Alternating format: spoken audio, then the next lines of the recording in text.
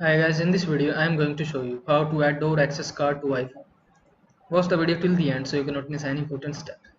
If you want to add the door access card, or if you want to add a resident key on your iPhone for your flat or common hold property, then you will need to follow some steps. First, open the app, email and text message or other communication from your property company and follow the instructions to add your key.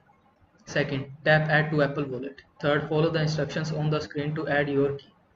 If you rent or own multiple units in the same building, check with your property company to see if you can add one key for all your units. When you add a key, express mode is turned on automatically. This allows you to use your key by simple holding your device against the lock. And here you will see how to add your key to your Apple Watch. After you add your key to your iPhone, you automatically add it to your Apple Watch. You can also add it manually. For that, open the Apple Watch app on your Pair iPhone. Then tap the add button, this plus icon next to your key. So I hope this video was helpful to you. Make sure to like this video and subscribe to my channel for more this type of content. Thanks for watching.